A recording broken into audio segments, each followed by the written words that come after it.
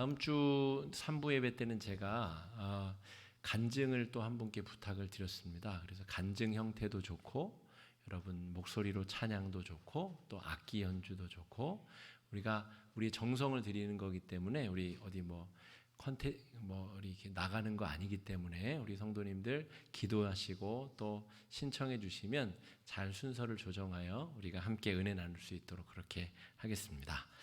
오늘 요한복음 16장 말씀은 예수님께서 체포당하시기 직전에 제자들과 좀 의미 있게 대화를 나누신 그 마지막 장면입니다.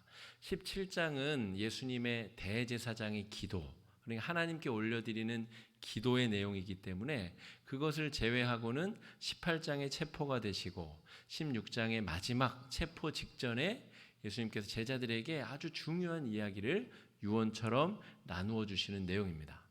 우리가 기억하는 유명한 유언은 우리 충무공 이순신이 내 죽음을 적에게 알리지 마라 이렇게 하고 죽으신 그 유언일 텐데, 자기가 죽게 되면 적의 사기가 올라가고 우리 아군의 사기는 줄어들 것이다. 그러므로 내 죽음의 소식을 알리지 말아라 라고 유언으로 남긴 것이죠.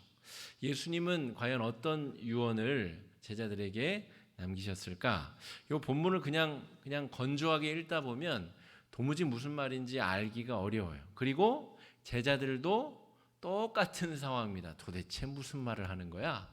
무슨 의미인지 깨닫지 못하고 있습니다. 우리 16절, 우리 화면을 보셔야 됩니다. 주보에는 안 나와 있고요. 16장 16절입니다. 시작. 조금 있으면 너희가 나를 보지 못하겠고 또 조금 있으면 나를 보리라 하시니, 예수님께서 이렇게 말씀하셨다는 거예요. 이제 곧 나를 못 볼 것이야. 그런데 곧 다시 보게 되겠지라고 얘기를 하신 겁니다. 그러니까 예수님이 예루살렘 떠나셔서 잠깐 나갔다 오시나 혹은 죽었다가 승천하신 다음에 다시 곧 재림하신다는 얘기인가? 사람들이 제자들끼리 서로 옥신각신하고 이게 무슨 말인지 이해를 못했다는 말이죠. 이해를 못하는 것이 정상입니다. 예수님께서 지금 성령에 대한 이야기를 하시는데 성령 하나님은 이렇게 말로 쉽게 이해될 수 있는 분이 아니기 때문에 그렇습니다. 우리 하나님은 흔히 우리가 삼위일체 하나님이라고 말하는데 그 삼위일체 하나님은 이 가현, 겉모습이 바뀌는 것을 삼위일체라고 말하지 않습니다. 이를테면 물이었다가 가열이 되면 수증기가 되었다가 식으면 다시 얼음이 되고 이런 형태의 변화를 말하는 것이 아닙니다. 삼위일체 하나님은 세 분이 각기 따로 존재하시는데 이 세 분이 완전히 사랑으로 서로 한 마음 한 뜻 전심으로 하나인 상태, 논리적으로는 설명이 불가능한 상태를 삼위일체 하나님이다 우리가 이렇게 부릅니다. 그러므로 이제 예수님은 성자 예수님의 시대가 끝나고 성령 하나님의 시대가 도래하는 것에 대한 예고를 하고 있어요. 80년대까지만 해도 우리가 물을 사 먹는다 그러면 코웃음을 쳤잖아요. 무슨 물을 사 먹는다고. 해외여행이 88년도부터 됐기 때문에 그 이전에는 외국에 대한 경험도 별로 없었고, 야, 유럽 사람들은 물을 사 먹는다더라. 그러면 그게 이해가 잘 안 갔잖아요. 그런데 요즘에는 물을 보리차 끓여 먹는 사람도 희귀합니다. 다 물을 사 먹습니다. 우리 집은 정수기인데요. 정수기도 사 먹는 거죠. 전기세도 내야 되고 필터도 갈아야 되고 결국에는 돈 내고 물을 사 먹는 시대를 우리가 살고 있는 것이죠. 40년 전에는 상상도 못하던 일이 지금 가현, 보여지고 실현화되고 있는 것입니다. 공기를 이제 사서 마실 거야. 지금이야 우리가 무슨 공기를 사서 마시냐 하겠지만 실제로 30-40년 뒤에는 공기를 사서 우리가 등에다 메고 다니며 숨을 쉬게 될 날이 올지도 모르는 것이죠. 제가 지금 말씀드리는 것은 물의 경험을 통해 공기를 제가 예로 든 이미 경험한 것으로 이런 것이 가능할 수도 있겠구나 하는 것이지만, 지금 이 예수님의 제자들, 이 유대인들이 듣고 있는 이야기는 이렇게 상상할 수 있는 범위를 훌쩍 뛰어넘는 이야기입니다. 왜냐하면 성부 하나님 시대에는 하나님께서 천지를 창조하시고 홍해를 가르시고 갈멜살 꼭대기에 불이 떨어지고 여호수아가 전쟁을 할 때 모세가 손을 들면 중천에서 해가 멈추기도 하는 이런 천지가 움직이는 그런 기적의 모습들이 성부 하나님 시대에는 많이 드러났거든요. 그런데 그때 하나님께서 어디 머무셨냐면 성막의 가장 안쪽에 있는 지성소 안에 있는 언약궤 위에 시은좌 위에 하나님께서 머무셨다. 구약 사람들은 그렇게 이해했습니다. 그래서 지성소 위에 구름 기둥과 불 기둥이 솟아 있는 형태가 하나님의 임재를 상징하는 것이었고, 하나님께 나아갈 수 있는 존재는 특별한 혈통에 속한 특별한 사람, 아론의 족속에 속한 대제사장 한 명만 1년에 딱 한 차례 지성소 안에 들어갈 수 있었어요. 그나마도 그가 죄를 지으면 들어갔다가 즉사합니다. 그래서 그 사람을 끌어내려고 들어가는 사람이 또 죽고 또 죽고, 그러한 일을 막기 위하여 대제사장의 허리춤에는 밧줄을 동이고 금방울을 달아서 들여보냈다는 거죠. 방울 소리가 일정 시간 이상 나지 않으면 밧줄을 잡아 죽은 시체를 끄집어내었습니다. 그 정도로 하나님을 만난다, 하나님을 배웁는다는 것은 상상하기 어려운 아주 경건한 경험, 아주 신성한 경험이었던 것이죠. 그런데 성자의 시대에는 어떤 일이 벌어지죠? 예수님이 눈에 보이는 육체를 입은 하나님으로 우리 가운데 오셨다는 것이죠. 이 사건을 유대인들은 이해하기도 어렵고 받아들이기도 어려웠습니다. 그래서 예수님이 죄를 사해 주실 때마다 신성모독이라고 말하며 예수님을 고발하였고, 거짓 증인을 세워 예수님을 십자가에 달아 죽이기까지 한 것이죠. 그런데 여기서의 끝이 아닙니다.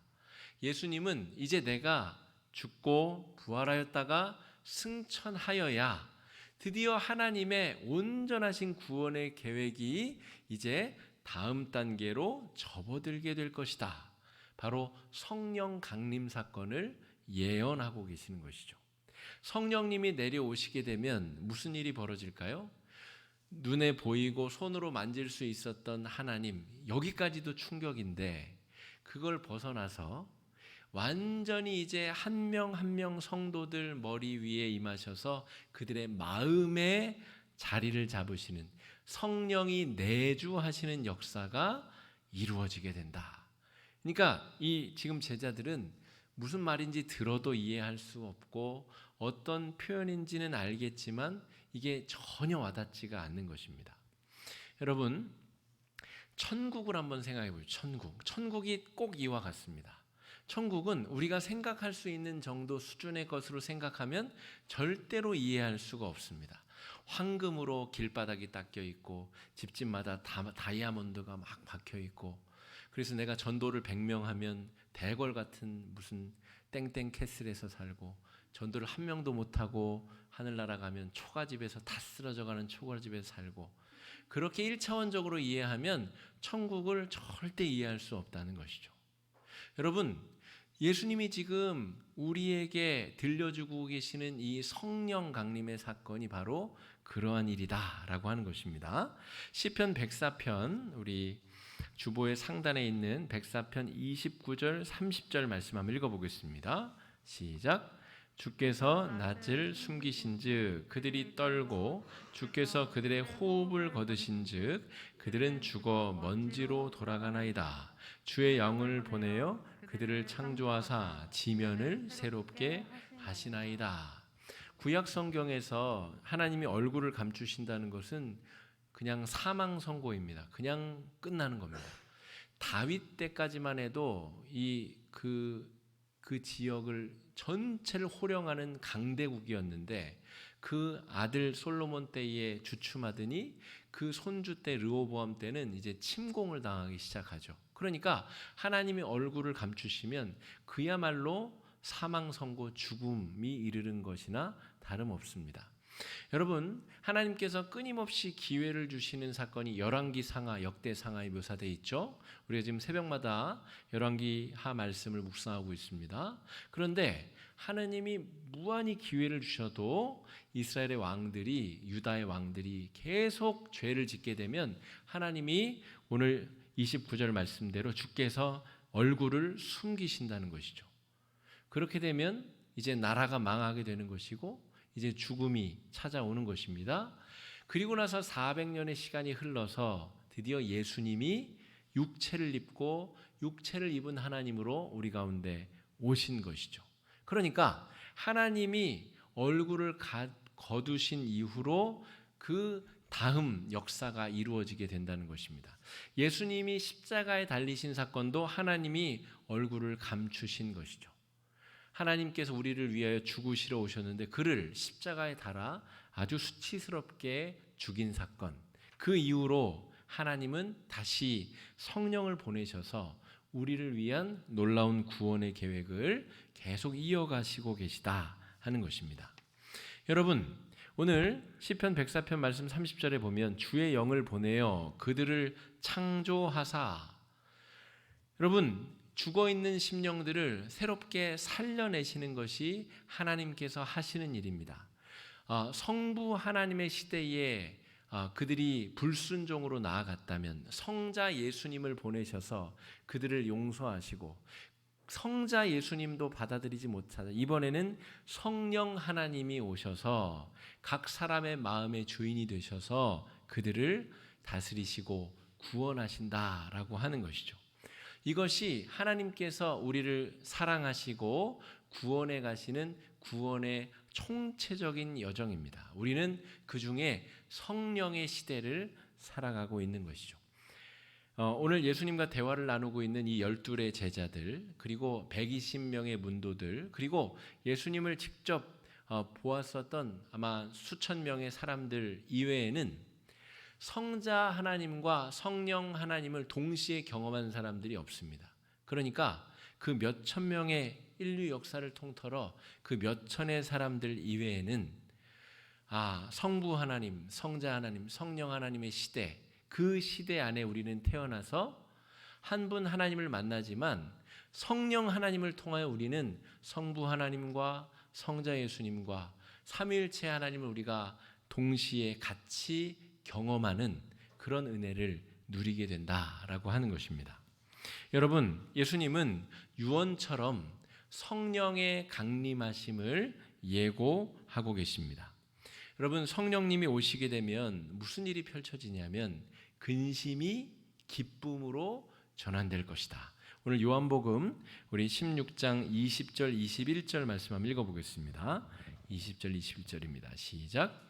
내가 진실로 진실로 너희에게 이르노니 너희는 곡하고 애통하겠으나 세상은 기뻐하리라. 너희는 근심하겠으나 너희 근심이 도리어 기쁨이 되리라. 여자가 해산하게 되면 그때가 이르렀으므로 근심하나 아기를 낳으면 세상에 사람 난 기쁨으로 말미암아 그 고통을 다시 기억하지 아니하느니라. 여러분, 이게 무슨 말이냐면 예수님이 십자가에 달려 죽게 되면 예수님을 공격했었던 사람들은 기뻐한다는 말이죠. 그리고 예수님의 제자들은 근심하게 되겠죠.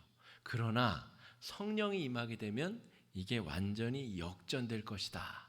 성령이 임하게 되면 내가 십자가에 달려 돌아간 그 의미를 다시 정확하게 바로 깨닫게 될 것이다 라고 하는 것이죠. 그게 무슨 말입니까? 그러자 예수님이 설명을, 예화를 붙이신 게 무엇이냐면 여인이 10달 동안 아이를 안고 아이를 임신하여 이제 임신 중독도 걸리고 입덧도 하고 힘들고 어려운 시기를 지내지만 일단 아이가 태어나면 그 모든 고통을 잊을 만큼 기쁨이 큰 것처럼 성령님이 오시게 되면 너희는 나를 잃어버린 그 슬픔을 까맣게 잊어버리게 될 것이다 라고 하는 말씀을 들려주고 계신 거예요. 제가 먼저 사역했던 교회에서 청년부를 사역을 했었는데, 그리고 제가 이제 교구 목사로 갔거든요. 그래서 이제 청년부에 후임 목사님이 왔어요. 제 후배 목사가 왔는데 아마 청년들하고 잘 안 맞았던 모양이에요. 그래서 제가 당시에 교회 사택, 이 교회 주차장 쪽에 사택이 있었는데 애들이 주일날 다 마치면 집에 안 가고 저희 집에 꼭 들려요. 집에 와서 뭐 라면을 끓여 달라는 둥, 뭐 밥을 차려 달라는 둥. 그리고 나서 한탄을 막 하는 거죠. 목사님하고 힘들고 잘 안 맞고. 그렇다고 뭐 제가 그 목사님 흉을 같이 봐주겠어요? 어떡하겠어요? 그냥 아예 그러냐 저쩌냐. 근데 그분이 가시고 또 다른 목사님이 왔는데 이번에는 마음이 잘 맞는 모양이에요. 그 다음에는 찾아오질 않아요. 연락을 안 해요. 무슨 말이냐면 더 좋은 사람이 오면 그 전에 내가 이제 사역했었던 것을 기억하지도 않고 찾아가서 이제 마음을 털어놓을 이유가 없어진다는 말이죠. 예수님이 하시는 이야기가 그 말입니다. 성령님이 오시게 되면 지금 나는 육체를 입어서 제한적으로 활동할 수밖에 없지만 성령이 임하시게 되면 정말 깜짝 놀랄 일이 펼쳐질 것이다. 예수님이 그렇게 약속하고 계신 것이죠. 사도행전 2장 우리 2절 3절 말씀 한번 읽어보겠습니다. 사도행전 2장입니다. 시작. 호련히 하늘로부터 급하고 강한 바람 같은 소리가 있어 그들이 앉은 온 집에 가득하여 마치 불의 혀처럼 갈라지는 것들이 그들에게 보여 각 사람 위에 하나씩 임하여 있더니, 여기서 중요한 것은 각 사람 위에 하나씩 성령께서 임하였다는 것입니다. 여러분, 이것은 아까도 말씀드렸듯이 유대인으로서는 받아들일 수 없는 거예요.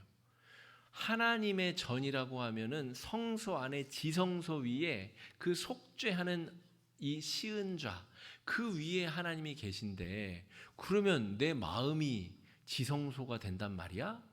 이거는 인정할 수도 없고 받아들일 수가 없는 내용인 것이죠.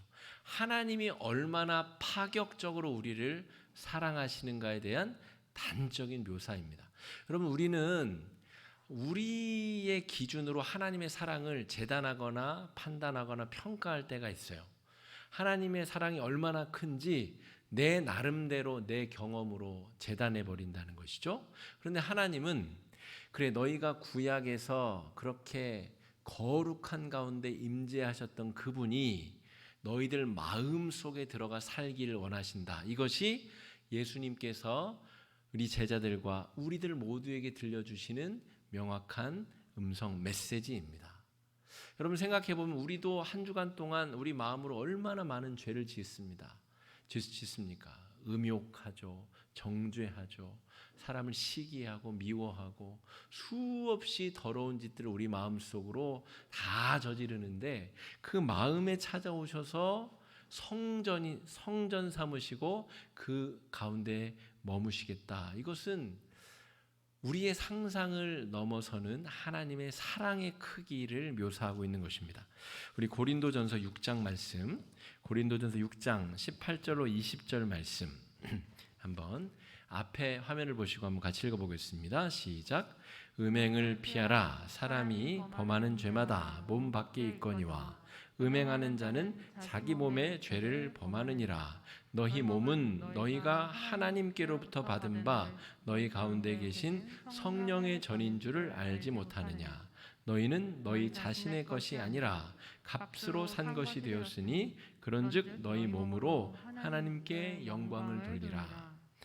이게 바울이 기록한 건데요. 바울의 위대한 점은 진짜 머리가 좋은 천재거든요. 그래서 이 모든 것을 이해해 버린 거예요. 완전히 패러다임을 확 바꿔버린 거예요. 성령이 우리 가운데 임하셨으면 우리 마음이 성전이겠구나. 그런데 예수님을 3년이나 따라다닌 베드로도 이게 안 됐어요. 이 태세 전환이 안 돼서 아직도 이 구약의 사고방식을 가지고 복음을 전달하려 하니까 이게 잘 안 되는 것이죠. 그런데 사도 바울만 해도 우리 마음과 육체가 성령의 전이 된다는 것에 대한 완벽한 이해를 가지고 이방에 나가서 복음을 전하기 시작했다는 것이죠. 우리가 너무나 명확하게 이해가 되는 이 표현을 바울은 2000년 전에 글로 써서 기록에 남겼다는 것은 엄청난 일입니다. 이 우리의 몸이 성전이 된다는 이 놀라운 고백이 우리를 더 아름다운 구원의 영역으로 이끌어 가신다라고 하는 것이죠. 그 뒤에 보면 예수님께서 또 더 이해하지 못할 표현들을 하시는데 23절 24절 우리 요한복음 16장 23절 24절 한번 읽어보겠습니다. 시작. 그날에는 너희가 아무것도 내게 묻지 아니하리라. 내가 진실로 진실로 너희에게 이르노니 너희가 무엇이든지 아버지께 구하는 것을 내 이름으로 주시리라. 지금까지는 너희가 내 이름으로 아무것도 구하지 아니하였으나 구하라. 그리하면 받으리니 너희 기쁨이 충만하리라. 아싸, 그러면은 이번 주에 로또 1등 되게 해달라고 기도해야 되겠다. 무엇이든지 구하라 그랬으니까 해봐야 되겠다. 그 이야기가 아닙니다. 오해하시면 안 됩니다. 여기서 말하는 것은 무엇이냐면 예수님이 십자가에 달려 돌아가실 때 무슨 기도를 드리시죠? 저들의 죄를 사하여 주시옵소서. 저들이 무슨 짓을 하는지 모르고 저러는 것입니다. 스데반 집사도 사도행전 7장에서 죽을 때 성령이 충만하여 천사의 얼굴을 하고 돌 던지는 자들을 용서하며 죽습니다. 우리 개인의 성정으로는 불가능한 일을 가능하게 하시는 그 일을 위하여 구하라는 것이죠. 우리 안에 살아계신 성령께 예수의 이름으로 구하면 우리도 예수님처럼 우리의 성정으로는 불가능한 일이 가능케 될 것이다 라고 하는 약속의 말씀입니다. 그러므로 이 성령의 약속은 우리가 예수님이 못 마치신 그 나머지 일을 작은 예수가 되어 우리가 이루기를 바라시는 예수님의 간절한 소망입니다. 우리 안에 성령이 임하셨음은 예수의 이름으로 간구하면 응답해 주시겠다고 하는 것은 예수님께서 이 세상에 복음을 전하시고 죄인과 병자들을 치유하시고 이 세상을 이 구조적인 사회 악들을 고쳐나가는데 성도들이 발벗고 나서라라고 하는 중요한 명령인 것이죠.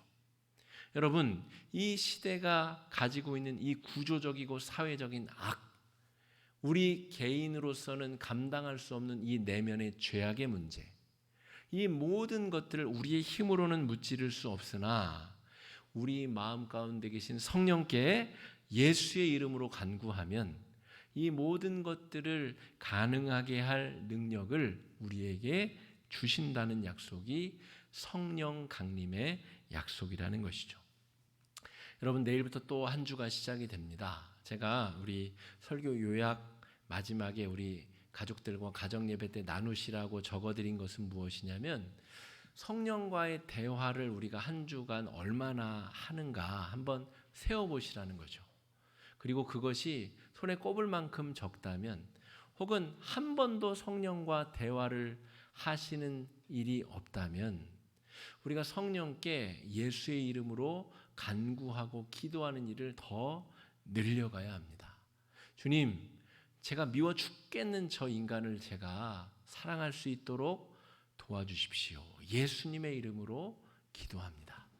그러면 팔복의 말씀, 우리 산상수훈의 말씀, 내 오른뺨을 때리는 자에게 왼뺨을 댈 수 있는 능력을 예수의 이름으로 우리에게 주신다는 것이죠. 그러한 믿음을 가지고 그러한 섬김을 가지고 우리가 이 세상 가운데 나아갈 수 있어야 됩니다. 예수님은 육체가 있으셔서 2000년 전에 잠깐 이 땅에 사시다가 가셨지만 여러분 가정의 가족들, 직장 동료들, 우리 이웃들, 우리 사랑하는 사람들 옆에는 예수님이 없지 않습니까? 그들 곁에 작은 예수인 우리들이 있지 않습니까? 우리들이 예수의 이름으로 그들에게 복음을 전하고 생명의 은혜를 나누어야 되겠습니다. 성령님과 더 많은 시간 대화하시고 기도하시고 또 믿음으로 승리하시는 한 주간 되시기를 축복합니다. 이 시간에 말씀 의지해서 함께 기도하시겠습니다. 기도하실 때에 우리 안에 주인으로 임하신 성령님 은혜를 감사합니다. 성령님께 기도하며 한 주간을 살게 하여 주시고 내 성정으로는 불가능한 일들을 성령의 도우심으로 가능하게 하여 주시며 우리 사랑하는 사람들에게 예수의 생명의 복음을 전하는 한 주가 될 수 있게 해달라고 이 시간에 마음을 합쳐 함께 기도하며 나아가겠습니다. 기도하겠습니다.